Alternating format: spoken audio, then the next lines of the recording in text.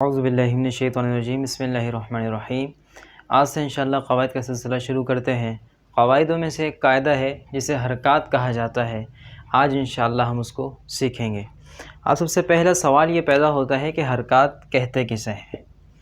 حرکات کہتے ہیں زبر، زیر اور پیش کو۔ میں آپ کو اس کی مثال دوں، جیسے با زبر با، با زیر بی، با پیش بو، با بی بو۔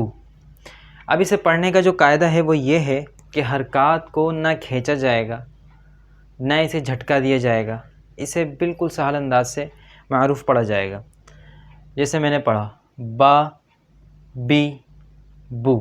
اب قرآن مجید کو پڑھنے کے لیے بھی قواعد ہیں، مخارج ہیں، ان کو مد نظر رکھتے ہوئے ہمیں قواعد و مخارج سیکھنے ضروری ہیں۔ اب یہ دیکھیے کہ ہم کسی بھی کنٹری کے اندر جاتے ہیں تو سب سے پہلے یہ دیکھتے ہیں کہ بھئی وہاں کے اس جگہ کے یا اس چیز کے کیا قاعدے ہیں، اور اس ادارے کے، اگر کسی ادارے میں جاتے ہیں تو وہاں کے کیا قوانین ہیں اور کیا اصول ہیں۔ تو قرآن مجید کے بھی کچھ اصول ہیں کہ اسے ہی پڑھنے کے کچھ اصول ہیں، کچھ قواعد ہیں جو ہم نے پس پشت رکھ دیے ہیں۔ اب ہمیں قواعد و مخارج سیکھنا بھی ضروری ہے۔ کیوں؟ کیونکہ ہمارے قرآن کو ہم نے اچھے طریقے سے، سہل انداز سے اور بہترین انداز سے پڑھنا ہے۔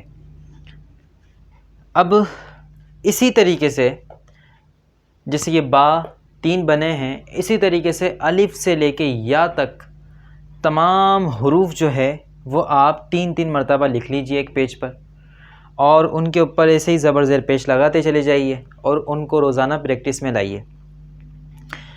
اب سب سے بڑا مسئلہ یہ ہوگا کہ اس کو الف پڑھا جائے یا حمزہ پڑھا جائے۔ حمزہ اسے کہتے ہیں کہ جس پر کوئی حرکت لگی ہو۔ حرکت کہتے ہیں ایک کو، مثال کے طور پہ یہ ایک حرکت لگی ہے۔ اب یہ حرکات جو ہے یہ حرکت کی جمع ہے۔ اب اس کے اوپر کوئی بھی حرکت لگی ہو، اب اس پہ کوئی بھی حرکت لگی ہو، زبر ہو، زیر ہو یا پیش ہو، تو یہ حمزہ ہے۔ اور الف اسے کہتے ہیں کہ جس کے اوپر کوئی بھی حرکت نہ ہو۔ اللہ سے دعا ہے کہ جو سیکھا اسے یاد رکھنے، اسے دوسروں تک پہنچانے کی توفیق عطا فرمائے۔